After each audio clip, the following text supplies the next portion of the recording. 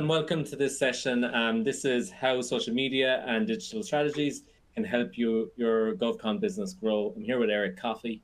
My name is Micheál McGrath. I'm the VP of Marketing at Visible Thread. I'm so thankful to everybody who has joined us today. If you've been here since 9 a.m., thank you so much. And thank you for the marathon that you've been on. If you've missed any sessions, or feel free to go back to the main optimized page and you can catch up on everything today. All these sessions are recorded. All the slides will be shared after the event. We're so thankful to all of those who have contributed and came to any of the sessions so far. Just a little bit of housekeeping before we start. We have a Q&A box on screen.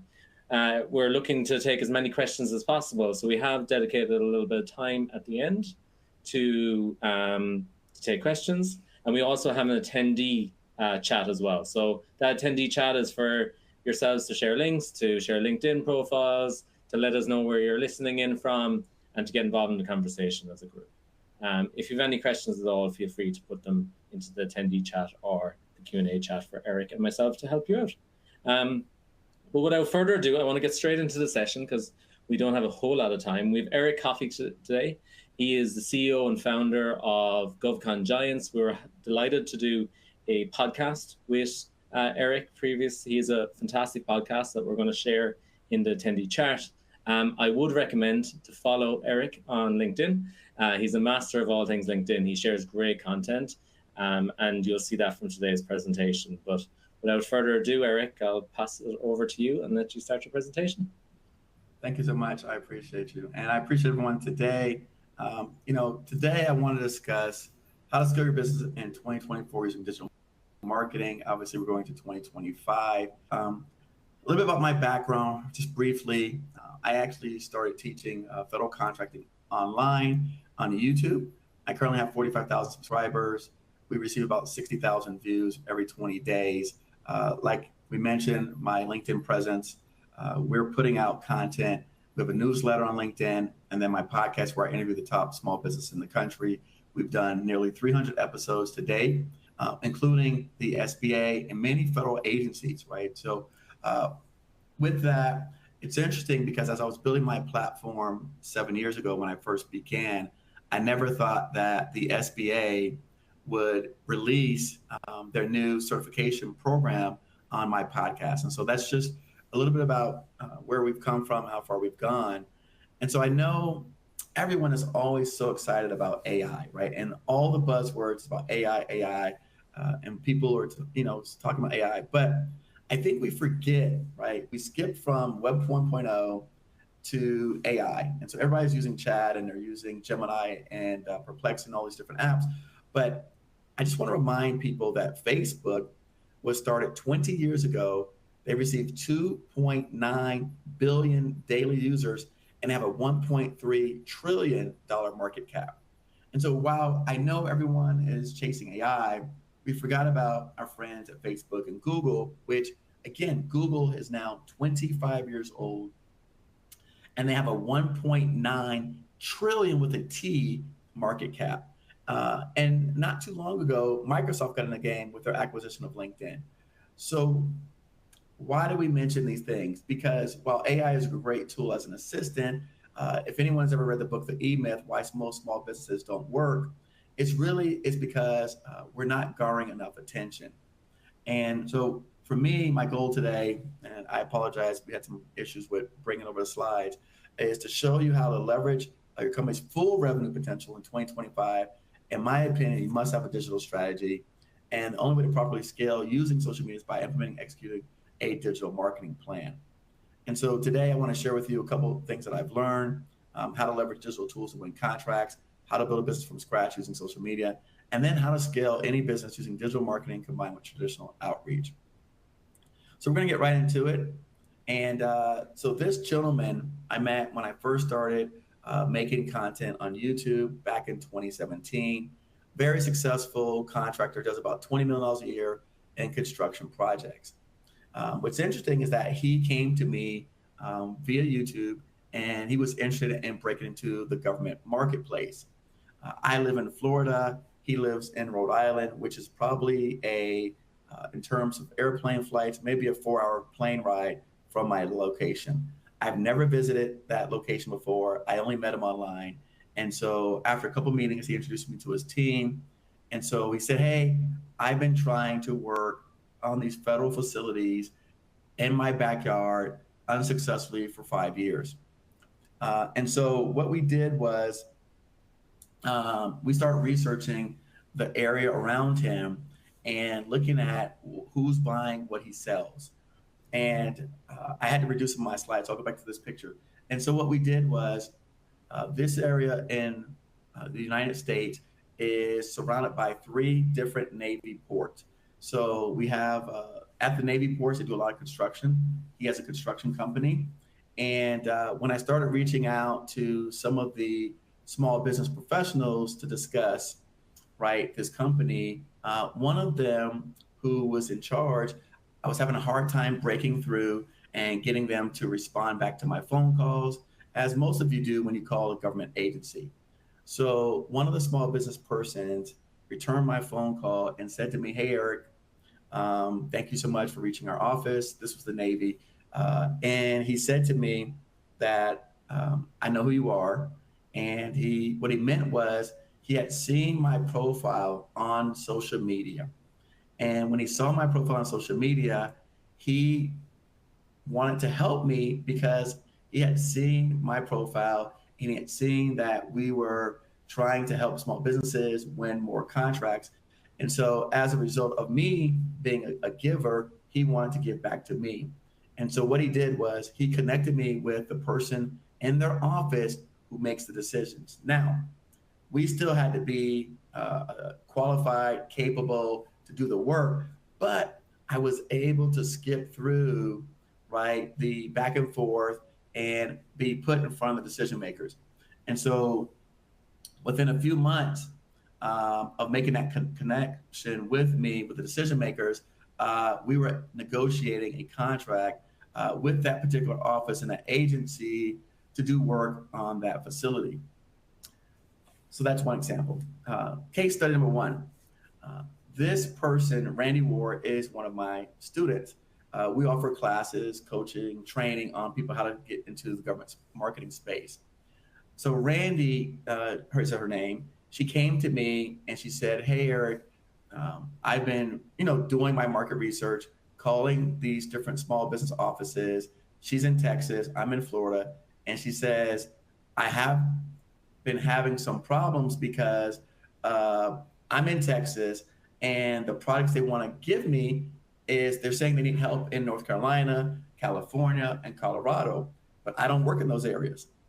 So I said to her, listen, if you have a relationship with a small business person and they want to give out contracts in other states, let's come on my platform on YouTube and let's share this with the community and see who in these different states, right, has the ability to do this type of work.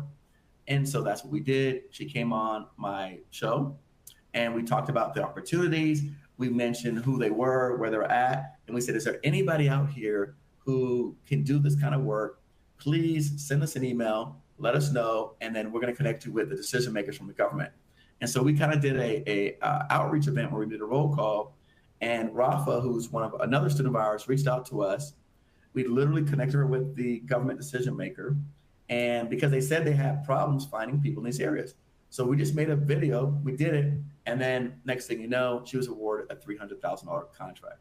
Again, all we did was put out we had one person who knew this information and knew where the pain points were within the government. We just publicly put out on YouTube, and then we had people reach back to us and say they have the capabilities. We connect them with decision makers, and next thing you know, she won a contract. So I know a lot of times when I share these stories, people say, well, Eric, I don't have a YouTube channel. Remember, we're talking about social media, digital marketing. So it doesn't matter whether or not you have a YouTube channel, because you can post on LinkedIn, you can post on Facebook, you can post on Instagram. This will apply to any social platform that exists today.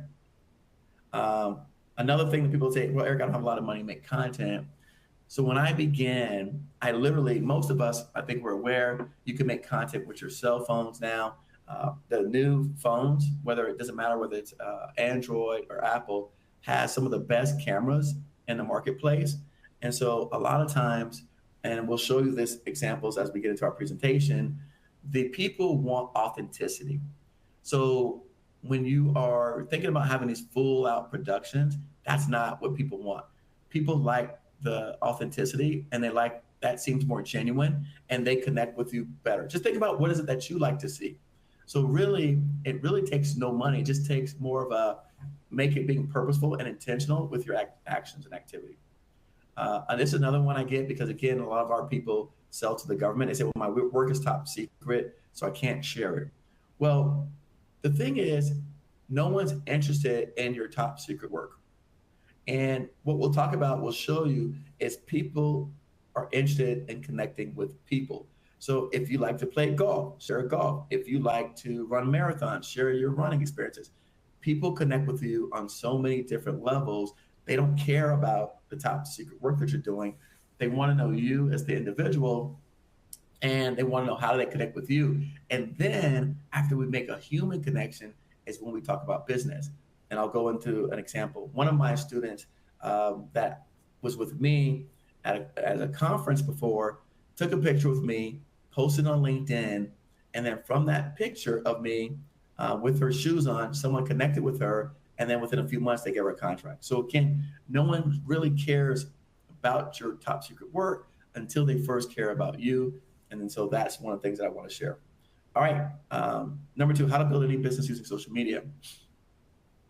So this gentleman here in the picture, he has a bonding company now. But before he had a bonding company, he was a bonding agent with another company.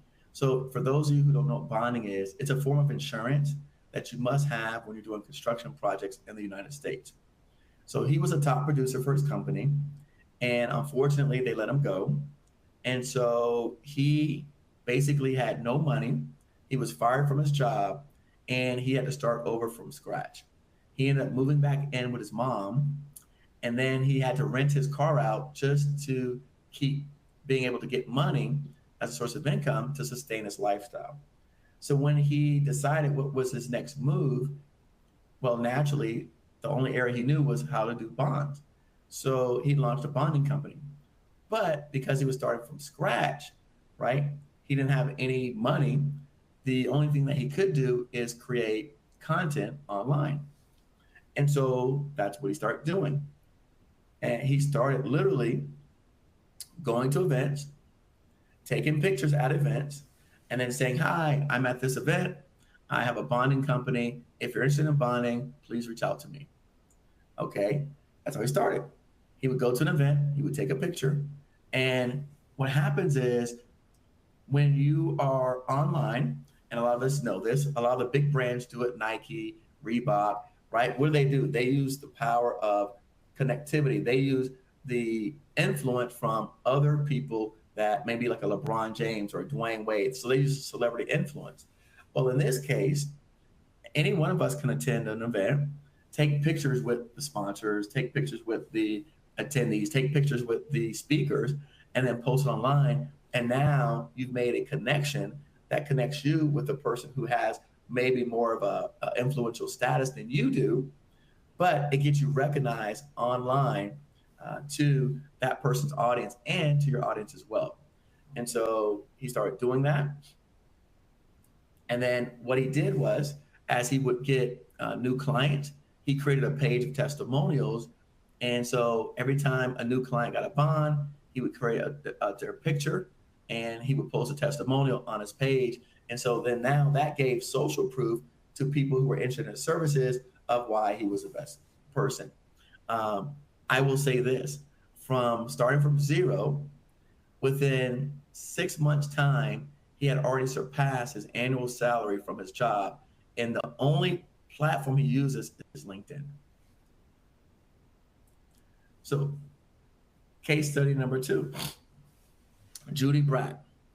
Judy is a instructor, a teacher who teaches government contracting to small businesses.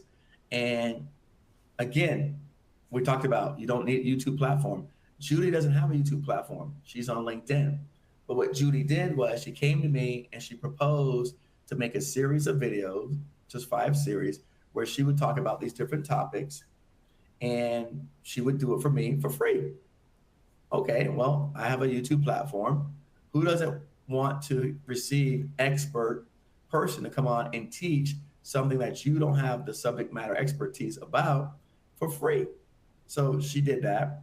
Well, what does that do? So she came on, and this is a little bit about the results that happened after coming on my show. Is that her 5 classes she taught? By the way, when I grabbed this this picture is probably maybe 2 years old. So those numbers are probably double by now. But essentially, by her offering to come on my platform at no charge to me, I was promoting her at the same time, and she did not have to essentially have her own platform. She was able to leverage my platform, my audience, to essentially help scale her business. And what did that do for her? Well, after those 5 videos, she received over 520,000 impressions and 35,000 views. And how does that translate? Now, when you go to Amazon and you buy one of my books, the third recommendation is her book. So she immediately connected with someone who was already in the space, who already had a presence. She offered to make 5 videos, which again, they're like 1 hour videos. So it's 5 hours of her time that she did with me. And that immediately gained her, right, 500,000 impressions and 35,000 views from 5 hours of work. What is the value of that if that were to happen to any of you on this call, right? What would that talk? Because not only did we put her on YouTube, if you look here on the screen, you'll see we took the long form video put on YouTube, we took the shorter form content and chopped that up, and we put that on all the other social platforms. So now she was getting essentially free promotion from my team, right, without having to do anything. All right, number 3, digital marketing, how to scale business leveraging digital tools combined with traditional media. So here again, Randy, this is one of my students that I mentioned to you guys before. And this, I usually just like to show this because this is when she first came to me and some of the things that she asked about, just some of the basic things in getting started. And what we did was we rebranded her because she came to me as a newbie with no experience. And that's what these original slides showcase. But because of the sake of time, I want to get through it. But what we did was we transformed her appearance. So she's a newbie. She doesn't know a lot of stuff about government contracting. And I said, we got to give you a makeover. And what we did was we had her decide upon what lane she wanted to choose. So she said, okay, I want to work with construction companies, or I want to work with middle market companies. I want to work with companies of this size. And so what we did was we said, okay, let's do this. So let's make you have authority appearance by having you interview people of authority in the space. And if anybody's wondering, the easiest people to interview is always attorneys and accountants. They love doing interviews. So for anybody who's watching this, attorneys and accountants are always great people to interview. By the way, they also have great client pools. So a lot of times when you interview an attorney or accountant, that especially when you're going after a specific market, like say cybersecurity, AI, whatever, if they specialize in that area, their clients are all some of the, depending upon the size of the firm, some of the top firms or companies in the country specializing in that particular area. So I had her do a couple of interviews, right, with people who are specializing in middle market or people who are specializing in working with companies above, let's say, $50 million. So we had her do that. We had her attend a couple events. And then the next thing you know, right, we were able to have her host an event sponsored by a bank, an institution, because why? This bank wanted to tap into that marketplace of middle market companies.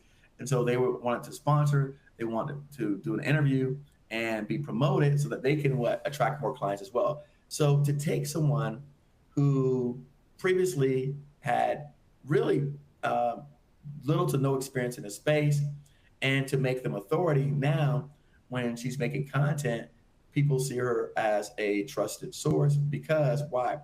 The power of association with all these other trusted sources. So again, you have the ability to make yourself who you want to be in social media.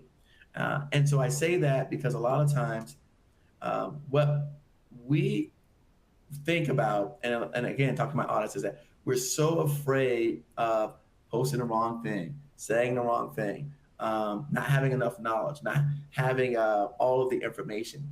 But what we're doing is we are not saying, hey, I'm the person that has the expertise. I'm bringing the people to you that have the expertise. And so that they're a trusted authority. But what I can do is I can connect you with them. I'm now becoming a trusted resource. And literally, by remaking her profile, as you can see, from zero, we built her up in less than 12 months to 3,000 followers on LinkedIn. And we created a newsletter on LinkedIn for her that now has over 1,700 subscribers. So from zero profile, zero experience, to now through putting herself in a position to talk with experts and have that content, she was able to now be seen herself as someone of authority and be able to attract and garner inbound leads, which is what I believe everyone is called would like to do. So that's when we talk about marrying up and partnering with bigger companies.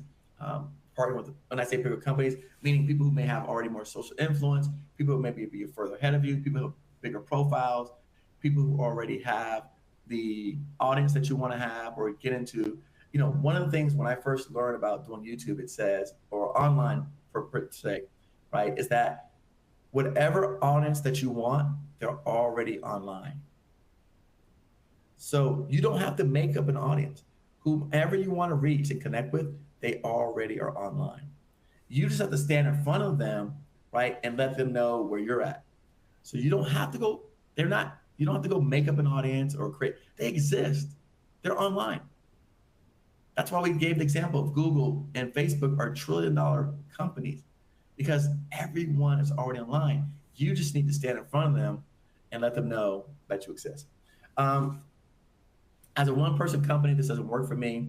Again, I showed you how Neb, the bonding guy, started as a one-person company. Randy started off as a one-person company. So really, no one knows that you're a one-person company. In fact, it's funny because I make social media content. I've been doing it for 7 years. People think that I'm a one-person company, even though I have 23 full-time staff, because they only see my face on social media. So the truth is, most of the time when people start to recognize you on these platforms, they're going to want to come to you because you're the authority, and you're going to have the opposite problem, which is trying to say, listen, I have a staff that's much better suited to help you than me. Again, I'm not an expert. I think we just discussed what that means, right? About not being an expert. Content does not apply to my business. So I think I've showed you some more examples, and I'll give you some more examples before we close out today, right? Which is, you don't have to make content about your business to get people to do business with you. In fact, making content about your business might not attract the people that you want because they're not online necessarily looking for content about your business. So what you want to do is you want to find what is it that those people are interested in, and you make content about that. And then that will then attract them to you and then learn about your business. Lack of content ideas. Again, lots of ideas, right? The first thing I always think about is interviewing people. The second thing is going on and being interviewed by other folks. That's how I got here, right? Today was I had the CEO on my podcast, and now vice versa, I'm speaking on their platform, right? So very easy, low barrier of entry way of being able to tap into each other's networks and being able to leverage each other's what we're already producing and doing, because I spend a lot of money on social media. And so why not tap into what I've already built, the infrastructure, the team, and everything like that, as opposed to trying to build it yourself. So when it comes to content ideas, you could now, and anyone can type in ChatGPT, hey, this is my business, this is what I do, give me some content ideas that I can use to make. And chat will spit out a bunch of content ideas for you. So let's talk about your internal actions in 2025. And so again, you want to look at how is that you can collaborate with people, what content you can share, how you can help people with your messaging, right? Maybe you learned something recently about a new law or regulation, right? How do you help people by sharing that information? Because a lot of us do not have. I personally don't watch the news anymore. So if the information is not coming across uh, any of the social media platforms, I'm not going to receive it because I'm not watching TV to consume or to get information. So if you see something on the news that you think is valuable and you repurpose it to a written content piece of content, I'm going to read that from you rather than see it from CNN or Fox or any of the news stations. That's just the way that we consume. I'm here now in South America, and I was looking at right putting up a Christmas tree. Someone from me went on TikTok to search how to put up a Christmas tree. So you don't think that people are now using platforms as search engines to figure out how to do things, then you're sadly mistaken, right? So what can you do to assist people participate and support? And that's the way that you should think about it. Again, this is Zach, just another example of telling him, hey, you want to get into the space, you want to track people in the nuclear space. So what you should do is start making content about nuclear, and then people who are interested in nuclear will start to read your content, and you'll start to connect with people in that space. And now all of a sudden, it'll be easier for you when you're trying to approach the government because they're going to see all of your profile has to do with nuclear, right? Decommissioning. Then immediately, people are going to say, think, or assume, right, without you saying anything, that you have specialized knowledge in the space. But the truth is, if you start making content about any subject, you will eventually gain knowledge of the space because just by the nature of making the content, you will automatically see what's happening, what's trending in the marketplace. One thing I want to state, less than 1% of people on LinkedIn are making content. Most people are just consuming content. Uh, Here's another thing, making webinars and going to other people's platforms in terms of webinars, another idea. So let me just share a couple of lessons learned, and then I'm going to open up for questions so I can make sure I hit on time. One of the things that I learned, a big lesson, it took me 5 years to learn this, is titles and thumbnails make a huge difference. People do not click things that do not attract their attention. So one of the things that I've learned with all of my content is people usually like to see, right, a number. So some sort of numerical data, right? 5 facts, 6 truths, 25 million, 6 million sports bars. So if you'll notice in all this content, there's some sort of numerical value, right? So when doing titles and thumbnails, regardless of where it is, I usually now, not usually, I tell instruct all my team to make sure there's some sort of numerical value included in the copy, right? So that way people will, it seems like it's somewhere like steps or a process. So make sure, because if you don't have that, for me, because I teach I teach federal procurement, but I notice that when I don't have numerical values, I get less responses. Headlines. When you're on LinkedIn, the first sentence and a half is all people read. So you have to make sure that you get headlines that capture people's attention. Otherwise, they won't click more to read your whole body. So if you write this really beautiful, long message on LinkedIn, but your first 3 lines do not capture people's attention, they won't engage with it. So if you look at Anna's headline, it says, want to win big in government contracting, focus on a specific niche, can turn your business from one of many to the go-to experts. Here's why focus drives success. That makes you want to click it and read. Look at Raj post, Dodge or Doge, right? Break up these large contracts to capture massive savings and get access to more small emerging companies.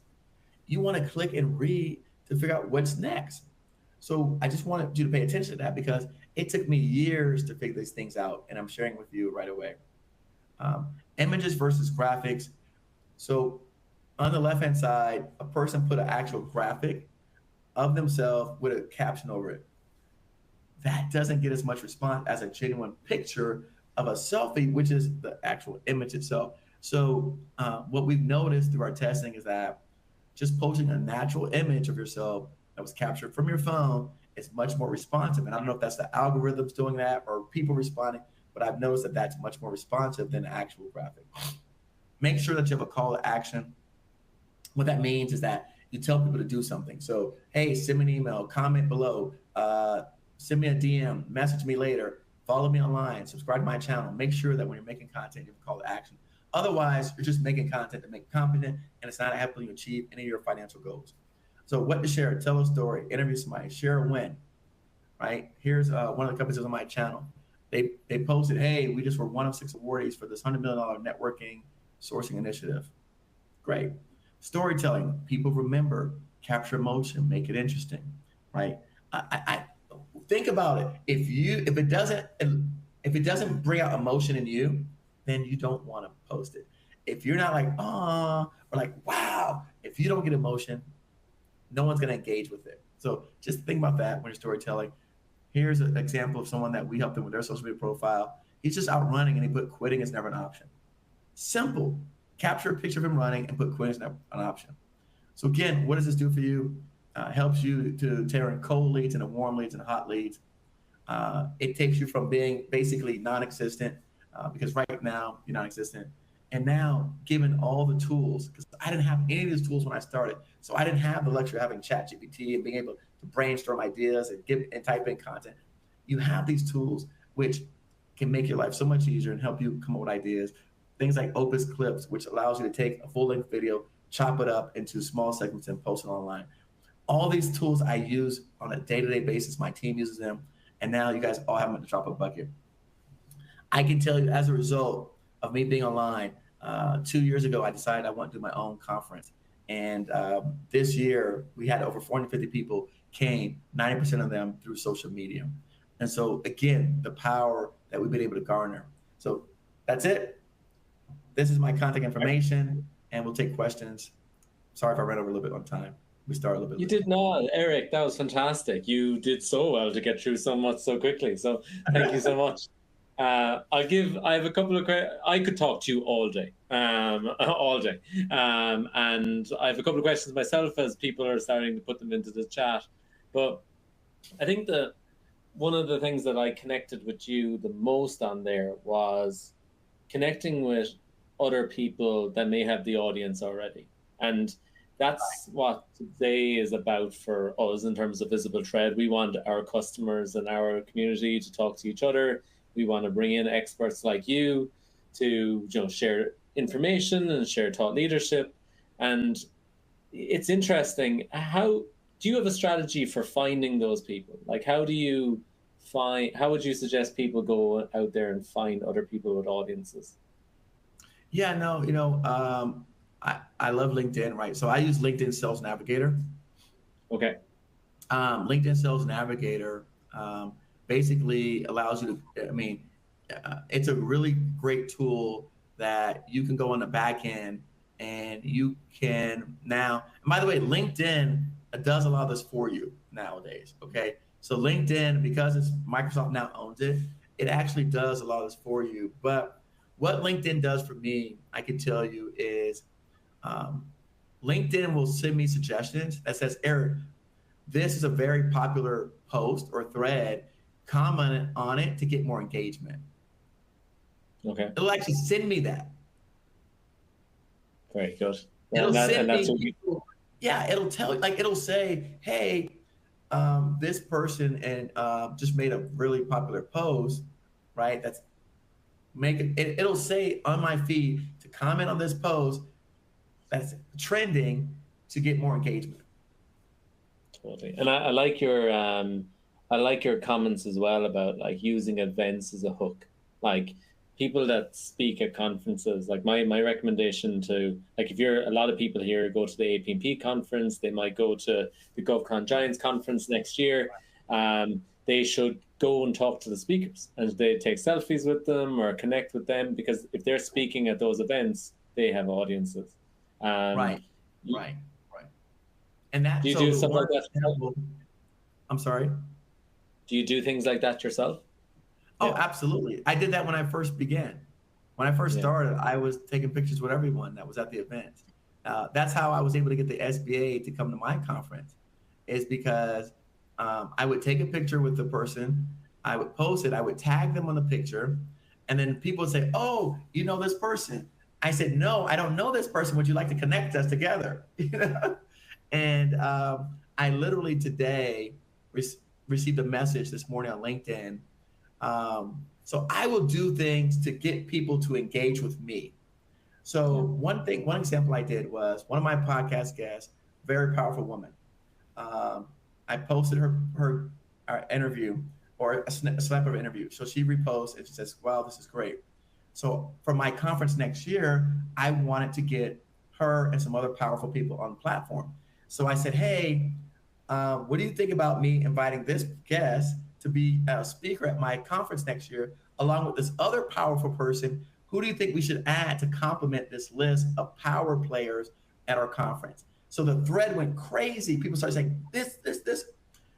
Yeah. One of the people that they suggested was the CEO of a Fortune 100 company. I got a message in LinkedIn from their marketing team that says, "Eric, I saw a thread where my CEO was mentioned. I'm in charge of booking them for conferences and events. Let's talk." I didn't even do anything I other love than that. initiate the conversation and let people start having going back and forth. So you can almost nowadays, the biggest thing about my conference, even with the government people, do you know what they want? Their pictures and their videos. Very good. You've like an infectious personality, I would say. Like you're just one of those people that kind of like have such a good positive vibe about you, and you come across that. So I can see how, and so it makes total sense to the success that you get on social media, and I can see Thank it you. in the thread a little bit of what if you don't have that personality? What if that's not your natural state to be posting publicly, to taking photos of yourself? How do you feel about that? So, it's interesting. I'm an engineer. Most people don't know that. Oh, okay. Yeah. Okay. And I was not natural at posting content. In fact, my first video I made, I had to take a shot to get because I was so nervous to make a video in my apartment that I could not even read the content that I wrote. This grew over me after doing so many interviews. Now, I am naturally a charismatic person. I can speak to people publicly. You're right. But the girl example who posted a picture with me online, you know, many of the people that I have on those contents, they're engineers. So you Yeah. can post educational content. You can post educational information. Uh, you can take and, for example, let's say you are, because again, most people that you're talking about are usually in the tech space. They're less extroverted. So you can take some sort of cybersecurity breach, and you can make comments on how you would have handled that breach differently, right? You could have said these are 5 ways that say there's this recent cybersecurity breach.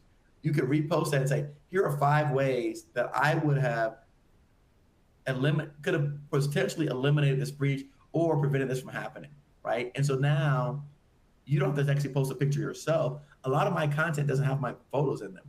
Majority of my content doesn't have photos in it. In fact, most of my content is just written. Remember, I showed you my articles. I have subscribers, they're subscribing to my written form. There's no pictures. Okay. Yeah. Interesting. So, Do you? but what I learned is the headline to capture people. 5 ways to prevent your company from being the next cybersecurity breach. And then that article from the news cycle is the picture. And then you put on there your 5 ideas, right? And then you don't have to say, if you're interested in learning more about this, DM me and here on LinkedIn. That's it. Right. No picture, right? So that's why I said sharing with your knowledge and helping people. I think the biggest thing is we need a heart of compassion and to help others. That's what you need more than a personality, because people will learn to like your personality when they learn that you actually have a heart to want to help and the compassion to do it. So if you're saying, here's 5 ways to solve these issues, or if you could say, let's say you want to reach an engineering community. Hey, I know as an engineer, we weren't taught about cybersecurity hacks. Here's ways that engineers can help prevent cybersecurity hacks at their companies. Use Yeah. these for free. Really good. You mentioned about kind of authenticity and heart and that a little bit there, and then you previously in your presentation you talked about AI and AI tools and how helpful ChatGPT can be to give you ideas and do things. Right. Do you have any reservation about like genericness or AI? becoming like, because tomorrow we could say, right, let's do every day next year 365 posts, ChatGPT create every single one of them and automatically post them all out there. And that's my worry, is the genericness of it. I'm not saying to use AI to make your posts. So No, what okay, fair I've enough. done is, right. So a lot of people, and by the way, that is the lowest level use of AI. Like Yeah, that is the like from 0 to 1, right? yeah, yeah. If I show you, my prompts, what I will do is I'll take this interview with you and I'll put that in chat GPT and I'll say, give me the best parts of this interview that we did. And then create a post that is intriguing, invigorating, pulls out some facts. That's what I'll use chat GPT. So then it'll take the interview that we did and then it'll create the written post from our interview. Yeah. Not Just write, you understand? So you yeah, can take content and say, okay, you can feed chat and say, I'm the subject matter expert in software development, right? Or engineering development. Okay, so the content, the idea I gave you for like the article, so there's a cybersecurity threat. Okay, so right now, using my expertise in engineering and our tools, how could we could have helped avoid them from having these attacks? So then it'll give you the ideas. But I will say this, because some of my social media team has done that. They do use chat GPT where they say write an article, blah, blah, blah. That does not get the kind of engagement as when you have an authentic post. People know the difference. of course.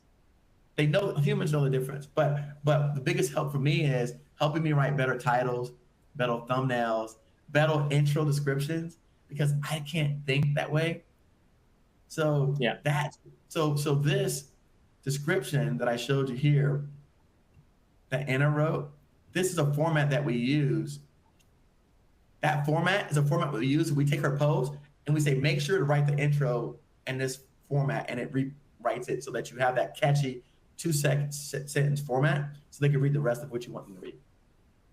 I love that, Eric. Eric, I could talk to you all day, and I'd recommend everyone on the stream to connect with Eric, follow the GovCon Giants podcast. That's my one recommendation. That's a fabulous podcast and has so much historical content there as well, just because of the amount of people Eric has interviewed over time. Eric, before we leave, do you have any final words? Yeah, no, I think that again, you're not going to be able to escape this world. So if you think that you can sit to the side and do nothing, unfortunately, I think you're going to be imperiled, because this is where we're in now. And I was at a recent conference put on by the studios, YouTube, and all stuff. And if you haven't already seen, the influencers are now making physical products like candy bars, sandwiches, drinks, makeup. So the Kardashians have gotten billions of dollars of private equity capital. So this is the way that we're going, whether we like it or not. I'm personally, I've been offered opportunity to take and license technology and bring it to the space. I've been offered, and so these are opportunities that I'm getting. I'm getting private equity dollars coming at me to come and do things just because of my social connectivity. And that's why, because when you do business with the government, they say it's a relationship game. So the guy who has the most relationships wins. So all I need now is the technology behind me. And I believe, we can disrupt whatever market leader existed. Sort of like I tell people, you are Blockbuster in a Netflix era. And that's what I'll leave you with. Fantastic, Eric. Eric, thank you so much. Thank you for your time. Thank you for all your insights. That was fabulous. Final note is to connect with Eric on LinkedIn. You won't regret. Thank you, guys. No problem at all. Next up is directly right now. Actually, we'll redirect everybody on the stream to the next talk. It's actually a visible thread talk. So it's looking at some real world use cases using visible thread. So Alison Ritz, our director of product marketing, is going to run through some contracts and how automation AI can support you in terms of analyzing those contracts and creating content with AI. So please stay on the stream and enjoy that content. And if you've had any other thoughts or questions for us, feel free to connect with us. So thank you very much.